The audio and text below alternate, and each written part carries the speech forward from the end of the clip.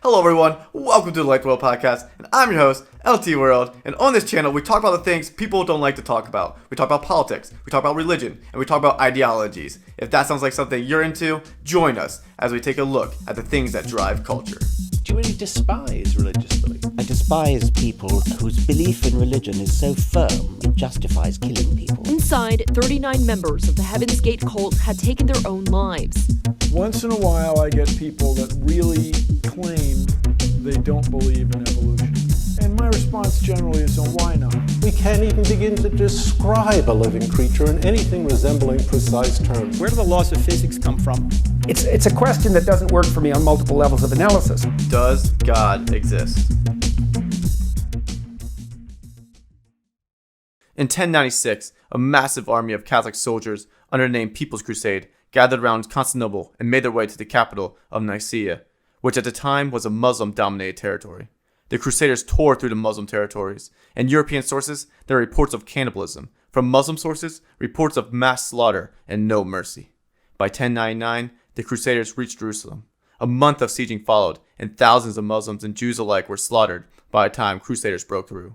Jerusalem then became the capital of the Frankish kingdom, and a Christian state was established. Likewise, there was a boy born in 1878 who was raised by an abusive and alcoholic father. Growing older, he was supposed to study religion, but found himself much more fascinated by Karl Marx and the writings of other atheists. He became politically active as a young man, joining riots and helping the rise of a socialist revolution. Eventually, this man known as Stalin became ruler and dictator of the Soviet Union, burning churches, killing millions of people, performing iconoclastic behavior to flaunt his atheistic beliefs in the face of foolish theists. All these events demonstrate the importance of belief. They demonstrate the importance of religion and atheism and how they impact culture, and how sometimes the lack of belief also impacts culture. But not all this impact isn't always negative necessarily. There's a lot of good that comes. For instance, you have Martin Luther King Jr., who proclaimed, "I have a dream that one day every valley shall be exalted, and every hill and mountain shall be made low, the rough places will be made plain, and the crooked places will be made straight, and the glory of the Lord shall be revealed, and all flesh shall see it together." This is our hope. This is a faith that I go back to the South with. With this faith, we will be able to hew out of the mountain of despair a stone of hope. With this faith, we will be able to transform the jangling discords of our nation into a beautiful symphony of brotherhood. With this faith, we will be able to work together, to pray together, to struggle together, to go to jail together, to stand up for freedom together, knowing that we will be free one day. There's also plenty of humanist organizations that are run by people who are atheists or agnostic at the least. They are very secular people, but they strive to help cure diseases. They help protect the widows. They fight for social justice. You have some like the American Humanist Organization or the Humanist UK, who sees humans' experience and happiness as the most important thing to focus on. And in a lot of ways, they're doing what you might call God's work by helping people in need, by fighting for the rights of others. They are good people. So beliefs and lack of belief, if in religious context, has many impacts on how people behave, has impacts on how people relate with others, and therefore has an impact on culture and how it runs and how society runs. People's fundamental religious beliefs or lack thereof lead to certain thought patterns, behaviors, public outworkings. They influence everything. They influence how people live their everyday lives. If it weren't for religious beliefs, the medieval church, they wouldn't have slaughtered the Muslims they were trying to Christian, supposedly at least. But also, if it weren't for atheism, Stalin wouldn't have done what he did. He wouldn't have found it necessary to silence churches. He wouldn't have found it necessary to consider theism foolish. He would have at least felt some sort of presence or fear of God if he thought God was out there going to judge him for all his evil he was going to do. But he didn't fear that because he was an atheist. So he thought he was doing the world a favor by spreading his communist manifesto through violence and through power. So beliefs in the religious context, or lack thereof, have tremendous impact on the world. And we see it throughout all of history. If you look at world history, there's trends of very religious people doing very crazy things because of religious beliefs. You also see atheists doing crazy things because of their religious beliefs. And we'll get into that other episodes. This is just a little introduction of why is this important. It's important because of these things, and this is how it impacts culture. Now, the question does arise because, in the introduction of this episode, I already talked about, we're going to talk about things that people don't like to talk about. One of those things being religion. One of those things being atheism. One of those things being why we do what we do. The fundamentals of life we don't really like to talk about, or if we do talk about them, we get really angry and heated, and therefore we shut down. But why do people get squirmish about religion? Why do schools, in many ways, make it difficult for religion to be discussed until you reach college? And then it's kind of up to whatever college you go and which classes you choose. Why does the existence of God get pushed aside in people's mind and in the public square? Why do people try to not want to talk about ideologies, not want to talk about dogmas and beliefs and atheism, religion, whether God exists? Why is this the case? And I would like to propose a few reasons. There's more than just these, but these are some of the ones that I think are most common and the biggest reasons why we don't like to talk about these things. One is that religion is very personal. What people believe and what they build their whole identities on and what they build their relationships around are people who share their fundamental beliefs and are the things that they believe. And so the very fact that someone's challenging the fundamentals of what they do, the fundamentals of who they are, is an attack on identity. It's an attack on everything they built their life on and around. To change that would have to change everything. So it's honestly scary that you would have to change your entire perception. So people shut down. They don't want to talk about it. They don't want to deal with that. Most people, as I said, have friends and families who share the same beliefs. And the reason why they have the friendships they have, the relationships they have, is because of these religious beliefs or lack thereof that they have. And in a lot of cases, there are people who lose friends or lose family members because they change religions or they change beliefs. I know of many cases of people becoming Christians who were either Muslim backgrounds or some very secular groups and stuff, and they had to leave their friends. Some cases they got murdered. A lot of times in like the Middle East or stuff like that, you'll hear of cases of Christians or Jews or people converting to another religion, and they get murdered by people, by their own families, because their families believe them to be these evil, awful people. Because if you read the Quran, it's not very positive about people leaving their faith. I'll just put it that way.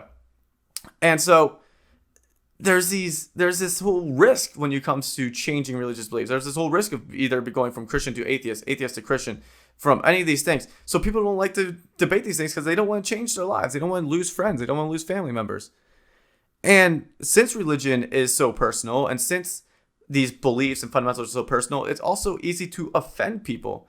Because basically, if people start to think that you're judging them, or the moment people start to think that you're putting their whole worldview into question, they think you're questioning everything they ever did. They think that you're attacking their very being. They think that you're going to say that they did things wrong their entire lives, which can come across very offensive, can come across very hurtful.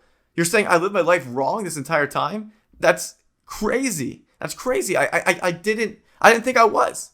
And so a lot of times when we talk about these topics, people get offended, they get hurt, they're very sensitive because they don't want to admit that they were wrong if they were wrong. And so it's easier just not to talk about them. And then also why people are offended on that topic is because a lot of times these beliefs carry with them certain morals, and people are normally shocked and horrified by other people's morals because they don't understand them. They think they're wrong. They think they're egregious. You have pro-life versus pro-choice, and with the whole as of recording this, like the whole thing with the Supreme Court, there's a lot of angry people going back and forth over this topic. People find it egregious what other people believe as far as morals go. Many atheists are stunned by monotheistic religions that say homosexuality is sinful, and a lot of Christians or religious people find it awful that these secular people want abortion. So there's these just moral things that come into play that make it easy for people to get offended and not even want to talk, because when you bring up morals, people get really sensitive. And as I said, at the end of the day, the biggest reason is because you're implying that they lived a lie their whole life, and that's an attack on who they are, and it can come across very offensive. But another reason why people don't like to talk about these topics, not just because they're personal, not just because they build their whole lives around them, and to change perspective would be to change everything, not even because they take offense to it, but another big reason why people don't like to talk about God or like to talk about whether he or not exists and his existence and religion is because it's difficult. Trying to actually critically understand the existence of God is difficult. Going through the arguments of theism versus atheism, reading these books of philosophy and all that can be difficult. And it's just hard to reason. And sometimes this abstract logic seems so difficult to grasp. So people just avoid it because philosophy doesn't come naturally. We don't teach it anymore in schools. At least in my public school, I didn't grow up learning philosophy. I didn't have a philosophy class or a religion class or a theology class or any class like that. I learned mathematics, I learned English, I learned these things, and I supposedly learned how to critically think, but I never learned how to think philosophically. I never studied religion. And most kids coming out of high school don't know anything about it. And so it's intimidating. But at the end of the day, it would seem that these are very important topics since it means so much to us. So we need to ask these questions. We need to ask the question, does God exist? And what does that mean for us? Because if God doesn't exist, we need to be ready to embrace the consequences of what that may mean for our life. And if God does exist, we need to embrace the consequences of what that means. Like, if there is a God, does he speak to us? Is it one of the major religions in the world? I mean, there's so many out there. If there is a God, does that mean after I die, there's something going to come? If there isn't a God, why am I wasting my time? It's a matter of how we live our lives. It's what drives us. So this is like one of the most important questions we could ask. Because like it or not, everyone has fundamental ideologies. Everyone has fundamental beliefs that they're living out. And you should be asking yourself, am I living out the beliefs that are true? Am I living a life that's based on truth? Or am I living a life that's based on a lie? Am I living for a God that exists? Or am I living for a God that doesn't exist? Am I living as if there is no God when there is? Because at the end of the day, there's way too many religions out there just to pass it by the wayside. We at least should consider it and think about it a little bit longer. So let's talk about it. Let's delve into how important and why the importance of God existence. And let's also just figure out, can we even know? Can we even know if God exists or doesn't exist? Can we come to definitive answers? Is there any way? So let's delve into that and let's jump into that. Does God exist? That's a question that people have been asking for thousands of years. Here, let me give you some examples of what people have thought of, what people have said in regard to God. So I'm going to quote a psalm here, Psalm 14:1. The fool says in his heart, there is no God. So clearly coming from the Bible, which claims there is a God, there was this idea that you're foolish not to believe there is a God. You have people like Karl Marx who said, since only what is material is perceptible and knowable, nothing is known of the existence of God. Karl Marx he was an atheist, and there was this whole idea of like, the only thing we can know is what's in this world, and since God is immaterial, there's nothing we can know about his existence. So there's nothing we can know. Why do we even try? I'm going to read a passage from the Quran. And if you should ask them, who has created the heavens and the earth? They would surely say, they were created by the exalted in might, the knowing, referring to God. So in the Quran, obviously, it's saying, at the end of the day, God is known through creation. God is obvious and is self-evident through the creation of the world. And we also have something from Buddha. We have this whole little story from Buddha where it says, Buddha's talking to this guy. He says, a man has been wounded. He says, suppose, I don't know how to say the name properly, Malankapatra, that a man has been wounded by a poisoned arrow, and his friends and family are about to call a doctor. Wait, he says, I will not let this arrow be removed until I have learned the caste of the man who shot me. I have to know how tall he is, where his family comes from, where they live, what kind of wood and his bow is made up from, what Fletcher made his arrows. When I know these things, you can proceed to take the arrow out and give me an antidote for its poison. What would you think of such a man? He would be a fool, blessed one, replied Malankapatra. I don't know if I'm saying that name right. Shamefacedly. His questions have nothing to do with getting the arrow out, and he would die before they were answered.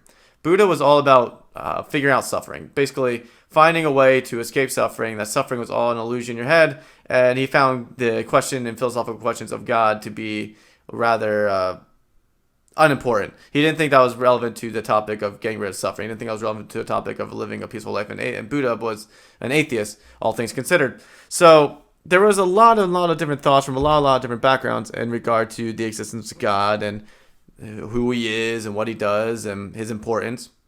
So this question has been asked, does God exist? This question has been asked for years, and its implications have been carried out for years, and people have been debating about it for years. So there doesn't seem to be a definitive answer. I mean, all across the world, you'll find people who are convinced of the existence of gods, and others who believe it to be utterly foolish. I mean, you have people who join cults and will commit mass suicide because they believe their leader is a prophet from God, like people from Heaven's Gate. This is video from the San Diego County Sheriff's Department. Investigators going through a rented mansion in Rancho Santa Fe after getting a tip on March 26, 1997. Hello? Yes, I need to report an anonymous tip. I received a call. Hey, Don, I've got a report that several people were found dead in a house in Rancho Santa Fe. Inside, 39 members of the Heaven's Gate cult had taken their own lives, wearing matching clothes and new Nike shoes. It was determined they mixed drugs into their food, drank alcohol, and put bags over their heads, believing a UFO trailing the Hale-Bopp comet would take them to a higher level of existence. This became the largest mass suicide on U.S. soil. Likewise, you have atheists like Ted Bundy, who murdered several women and pursued his own happiness and hedonism because he was convinced this world is the only one that existed. He wanted to make the most of it, so he lived the life he wanted to live. And he expresses that through a very interesting quote, where he basically says that my moral philosophies had taught me that humans are no more valuable than animals, so the pleasure I get from eating a ham sandwich is no greater than the anticipation I get from raping and killing you. That was what he said. So these fundamental beliefs, people have believed on both extremes, extreme theism, extreme atheism, whatever you want to call it. But there are billions of people who disagree and simply don't really know. They aren't 100% sure. They're agnostic, or even if they are religious, they're not saying this is 100% true. There's a lot of people just asking questions. Like, there's a lot of room for lively debate in a lot of people's mind. Not everyone's brainwashed per se, like in a cult, and a lot of people aren't full on moral relativists like Ted Bundy. There's a lot of times people just aren't sure. They're asking questions. They keep going back and forth. So we kind of already talked a little bit about this earlier, but let's just rehash out some of them, and let's just go over some that we didn't talk about. Why does this all matter? Why does the existence of God matter? Like, at the end of the day, who cares? I mean, tons of religions. There's tons of religions and experiences out there, as I already mentioned. To, I think, just cast those aside is people have believed this for thousands of years, as you see with the Bible, as you see with the Quran, as you see with Buddha. Not Buddha. As you see with like Hinduism and these other religions, people have believed in the existence of God for years, and for thousands of years. And there's people, billions and billions of people around the world who believe in God. To just simply cast that to the wayside and say, it's just some sort of weird phenomenon evolution has created, or some weird thing. Or on the flip side, there's millions and millions of atheists out there, and there's a lot of lively debate about that. Just to cast these things to the side with how prevalent they are, I think is rather foolish. Is rather quick and hasty to come to these conclusions. And unlike what the Buddha suggested, as if I am willing to challenge the Buddha, who had no real interest in searching into the existence of God, to understand God may be the very answer to suffering. He simply cast it to the side. He didn't think it was relevant, but it might be one of the most relevant questions to ask. If God created us and he knows the key to ending our suffering, well, we probably should at least look into the existence of God. So it's not completely irrelevant. It's not like who shot the arrow when the arrow is lodged into your chest. It's more like the poison in the arrow, or like the arrow itself. That is the arrow. So it could be. So it's at least important to ask that question. Does God exist? Does he have the answers to these problems and these questions we raise? If he does exist, does he expect us to behave certain ways? If he doesn't exist, why are we wasting your time? I already mentioned that. And a lot of times we live our life thinking we have a purpose, or we live our life feeling like there's a purpose, or we should create a purpose, at least, like existentialism says. So we should at least be exploring these things, because we constantly ask them. It's constantly prevalent. We're surrounded by it. We should at least understand it to a certain extent. And besides, God's existence changes everything. It changes everything when it comes to how people behave, as we already shown. It impacts behavior. It impacts how people live out their lives. And since it has such a great impact on how we live, we should, again, see if we're living out the truth. See if this actually is something that we're living by fake ideologies, false ideologies, living out atheist or religious beliefs that are wrong.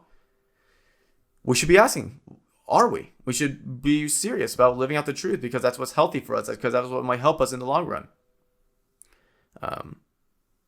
We must have good evidence to live the lives we live the way we do. We should have good evidence to do what we do. And that starts with asking, does God exist?